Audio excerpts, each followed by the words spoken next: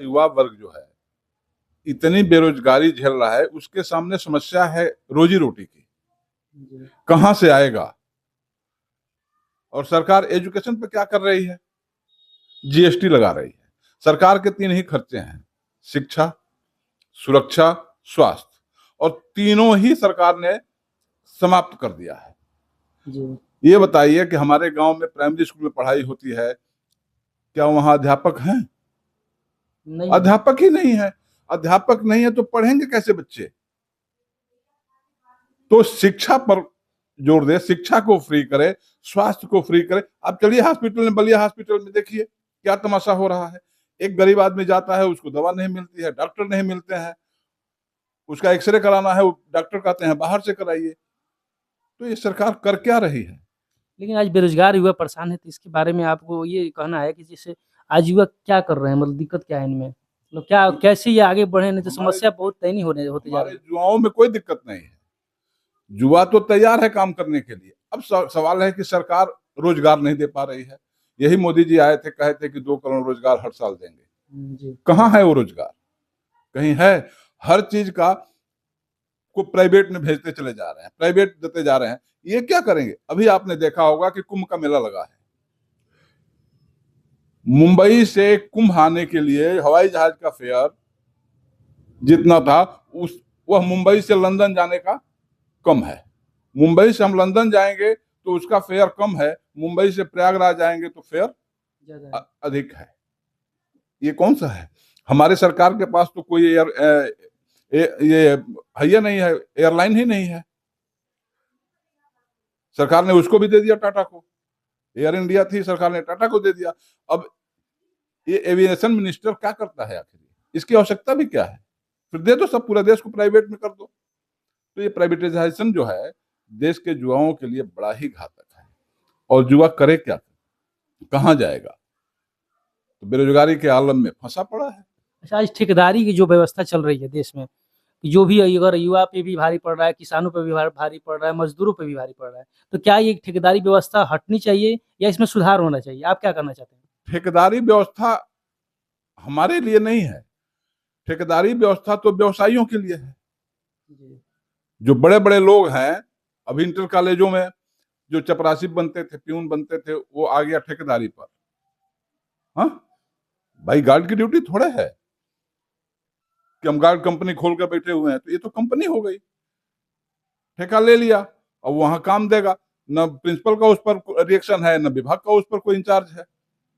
कोई काम नहीं है। वो करेगा करेगा, नहीं करेगा नहीं करेगा।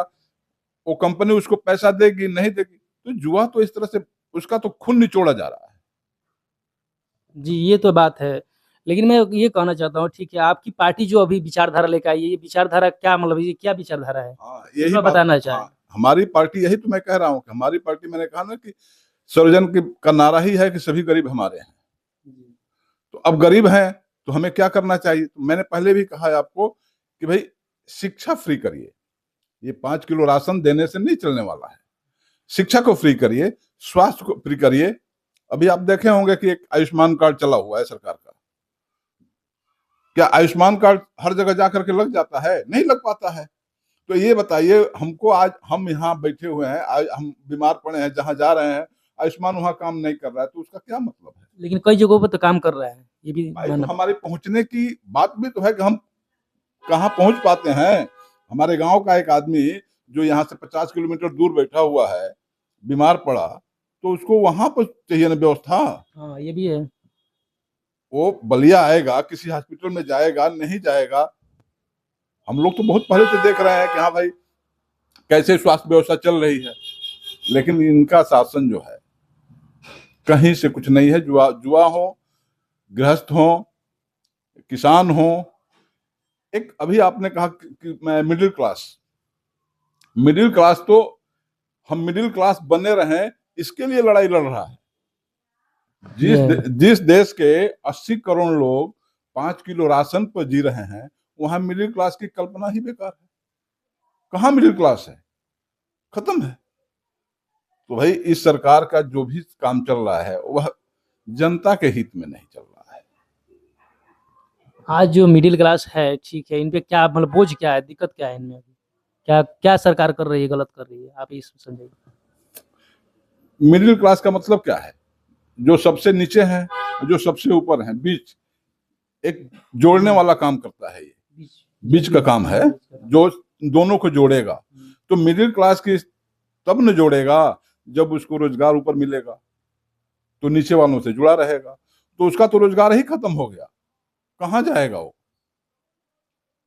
हर चीज में मिडिल क्लास की जो बात आती है, कहाँ जाएगा? अभी आपने देखा होगा कि आया है, बजट आ रहा है, उसमें आप दिया है कि हम इतना छूट देंगे। छूट के ऊपर पढ़ के देखिए कि आखिर हमारी निर्मला ताई कह क्या रही हैं? क्या किसी को समझ में आ रहा है, या ऊपर से ही खाली व्हाट्सएप यूनिवर्सिटी से चल रहा है कि सब बढ़िया चल रहा है? तो ऐसे तो नहीं चलेगा देश। अच्छा, अभी शिक्षा के बात आप कर रहे थे कि शिक्षा में जो अभी जीएसटी लगेगा, लगना चाहिए, इसमें लगना नहीं चाहिए, इसमें बोल रहे थे आप। ठीक है, लेकिन शिक्षा शिक्षा व्यवस्था आज जो है कैसा, इस परिस्थिति कैसा है शिक्षा व्यवस्था की? भाई, आप लोग भी जुड़े हैं, पढ़े लिखे सभी लोग हैं। एक प्राइमरी स्कूल हो या कहीं भी कोई स्कूल हो, प्राइमरी स्कूल में 5 कक्षाएं होती हैं। 5 कक्षाओं को पढ़ाने के लिए 5 अध्यापक की तो आवश्यकता है। किसी प्राइमरी स्कूल में 5 अध्यापक हैं? अगर 5 अध्यापक नहीं है तो उन अध्यापक से कैसे आशा करेंगे हम कि नहीं वो पढ़ा लेंगे? पहली बात। दूसरी बात, समानता। हमारा संविधान सबको समान अधिकार देता है। एक वहां शिक्षा मित्र बैठा दिया गया है, 10,000 रुपया उसको दिया जाता है। एक मजदूर हमारे यहाँ काम करता है तो 500 रुपया लेता है, 30 दिन काम करेगा तो 15,000 हो गया। और जो शिक्षा देने गया है उसको हम 10,000 दे रहे हैं, और सरकार कहती है कि हम तो बहुत बढ़िया काम कर रहे हैं। कैसे ये संभव है? एक ही काम 2 लोग कर रहे हैं और दोनों की कैटेगरी अलग अलग सरकार ने बैठा दिया है। यह उचित नहीं है।